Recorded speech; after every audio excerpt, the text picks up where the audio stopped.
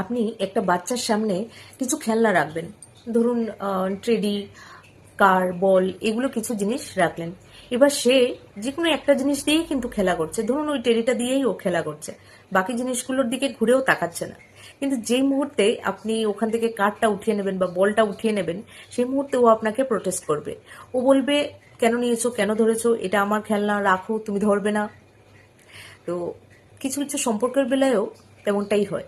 আপনি বুঝতে পারছেন আপনার কোনো গুরুত্ব নেই, আপনার থাকা না থাকা কোনো ম্যাটারই করছে না, কিন্তু যে মুহূর্তে আপনি ওই সম্পর্ক থেকে বেরিয়ে আসতে চাইছেন, তখনই একটা আলাদা ধরনের কেয়ারের সৃষ্টি হচ্ছে। কেন যাবে, তুমি থাকো, আমি শুধরে যাব, আমার আর ভুল হবে না, এইভাবে শুরু হবে।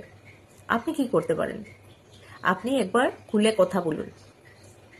যদি ঠিক হয়ে যায়, হলো। আর যদি না হয়, এই জিনিসগুলো যদি বারবার রিপিটেশন হতে থাকে, তাহলে আপনি বেরিয়ে যান। আপনি একবার বেরিয়ে গেলে দেখবেন তার আর কোনো প্রবলেমই হচ্ছে না। এই ডিসিশনটা আপনাকে নিতে হবে।